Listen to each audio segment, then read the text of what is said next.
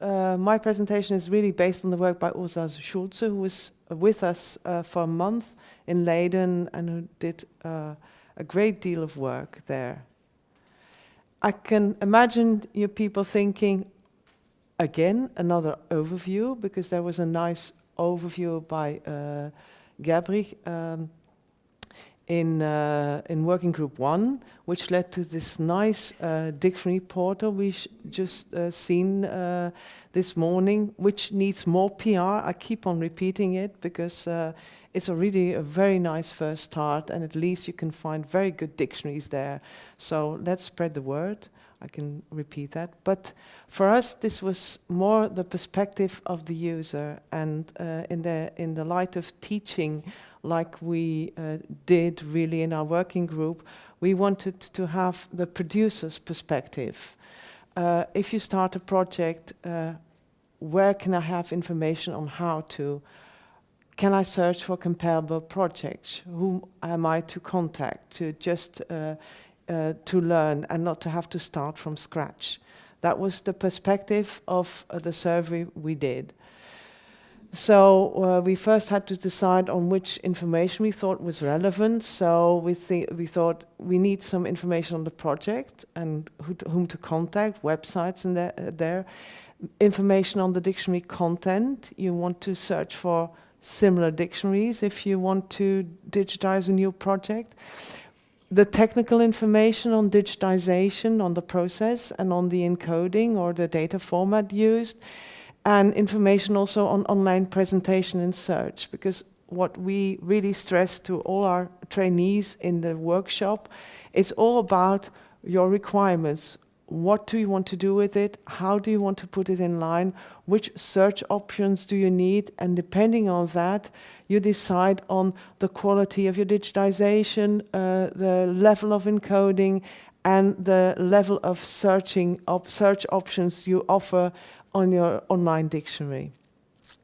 So we had to also determine the scope, criteria for selection. We said it had to be retrodigitized projects, obviously, and they had to be conceived as a printed dictionary. For printed dictionary, they had to have a printed equivalent and fully online accessible, because there was 1 month of work to be done, and we needed online access to be able to look into the material also. So these were the requirements. What was our method? There was a session on defining feature and feature values for the description of the dictionary. We used the Working Group 1 inventory as a starting point, obviously. There was a lot of online search that was done. We looked into, Ursula looked into papers, and we contacted projects because we needed information which was not on the respective websites or project pages. What kind of project information did we store? And this inventory is online, and we turned it into an SQL database, and there's an Access database, so we can work on that from after this project has ended. There's information on language, on country, original title, translation of the title, the abbreviation people use, URL, the publisher organization of the project, editor, contact person, an article example. And what we did is we added the link to the dictionary portal, if there was one. We just, because we thought it was interesting, if we have additional information on this particular project, we know which of these projects is in the portal, so we can start combining information. Information on the dictionary content is obviously on the number of languages, is monolingual, bilingual, or more languages, on the vocabulary which is described, on the methodological basis, and which information per entry. Is there morphological information, examples, etc., all the usual detailed information which was discussed earlier on in the presentation by Michal on the portal. That kind of information was described in the overview. technical information is machine readable or machine visible, which mean is there's simply a digitized image on screen, and that's about it. That's the both extremes of the scale. The digitization method, the data format, the aim of the digitization, which is quite an interesting discussion if you do retrodigitisation. Do you want to have a faithful representation of the printed dictionary with all its, in the way it's structured, with its typography and whatever, or do you want to do a new online version? Do you add pictures or not, images of the dictionary? The search strategies, is full text search, is there an extended or advanced search, or just a lemma search, or are there no search options available? And a lot more details, which I won't be bothering you with now, but which you can see in the report by Ursula and in the database. Results so far. So what we started from, I thought it would be interesting to compare. There were 259 dictionaries listed in the inventory, the improved inventory, which was presented in Barcelona. Of these, there were 193 dictionaries online, 137 fully and some partly, and 55 languages and 35 countries.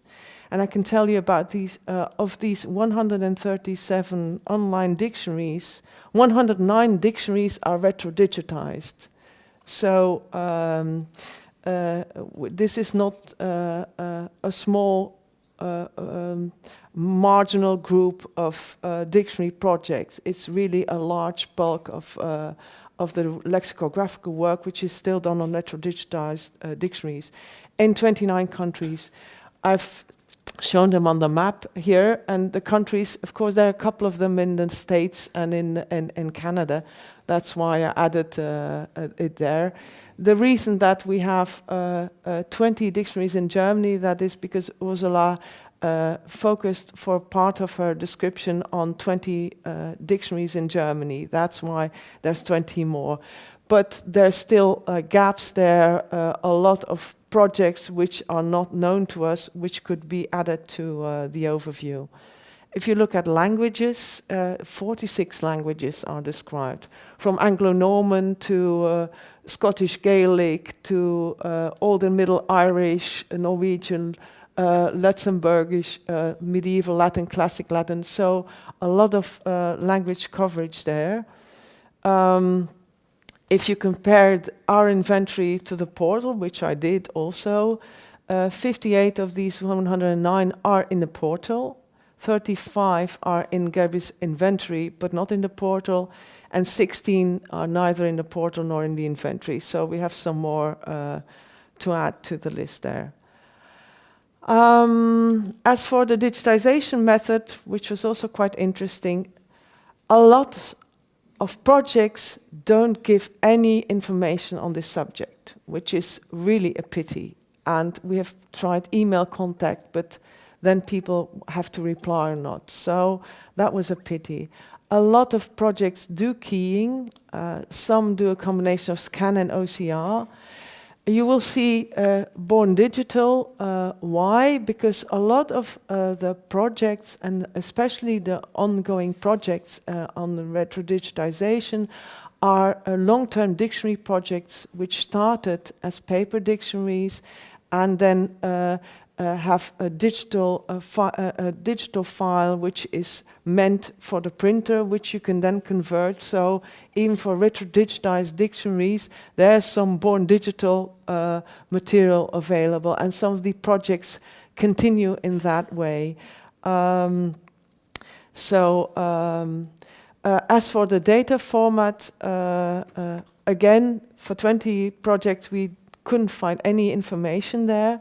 There's TI, and there's also XML, which is not TI. There's HTML and other information, other encoding, and some are in a relational database. As for the online presentation, there's 50% people tend to go for either a totally new presentation or they want to remain faithful to the printed dictionary, and there's a combination which, and the most interesting one I thought in this example was the Schweizerisch Idiotikon, who has a modern user interface, but if you click to the entry, then you get an image which has been searched of the paper dictionary layout. So there's a lot of discussion going on at ENeL with our historical dictionaries. We had the same discussion. There's the print dictionary and there's the online version. We dropped that all together. We said an online version is a new version of the dictionary. Let's have it take the advantage of the digital medium to facilitate search and looking through the data in a more insightful way, and that is apparently a matter of discussion for several projects. And search options also really depend on how well it has been digitized. If it has been keyed and there's a extensive XML, then you see a lot of full text search there. But some dictionaries only have an image and then an entry search, which is already a nice start to get some of the dictionaries accessible.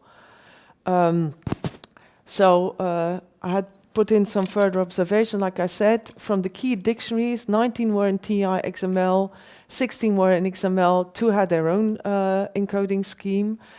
Dictionaries that were scanned in OCR, there were 10 in XML, which is, and not in TEI.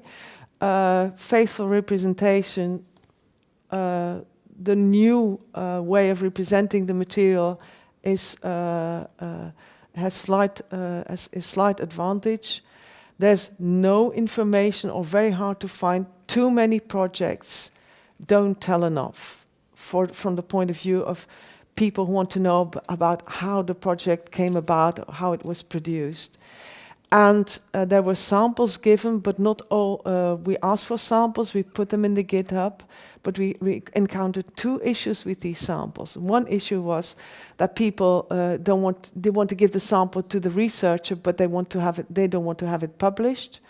Or there are projects that started retrodigitising a long time ago who have all the versions of TEI or all the versions of their dictionary content, who are reluctant to present that material to the general public because they think they will be criticized for having such outdated encoding scheme or whatever.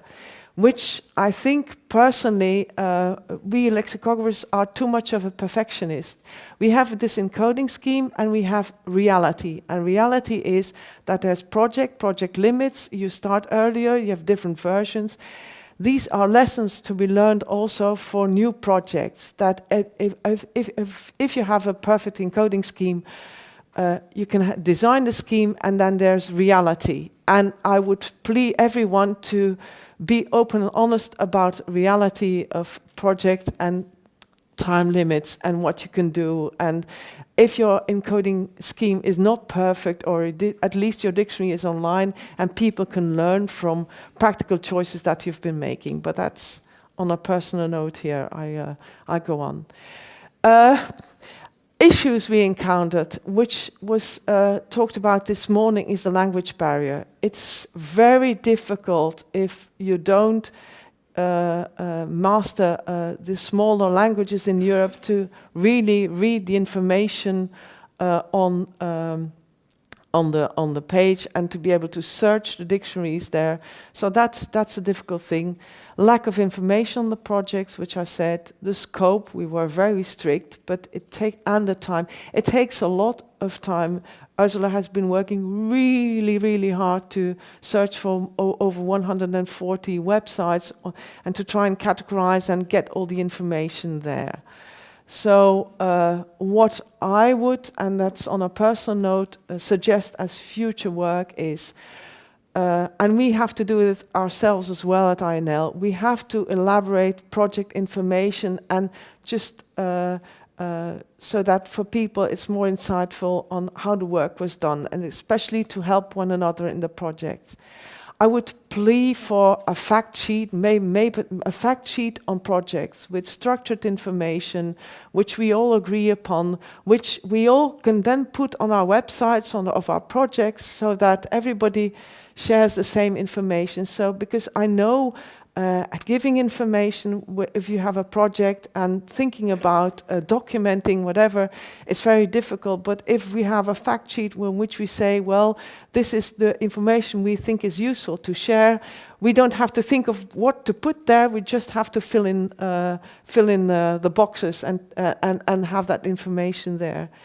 I would strongly plead to merge the information from several inventories that have been done within the context of ENeL, because there's mutual benefit from the several inventories that have been done. I would extend the portal or something with this information for dictionary makers. And I know we have an Impact Center of Competence for Digitization, which I want to mention for people who want to know some about OCR and digitization, digitisation.eu. In my personal opinion, it would be nice to have a similar knowledge center for lexicography, in which we have the portal and all this information, training material, so that we can build up a strong community. And that is my talk for today. Thank you.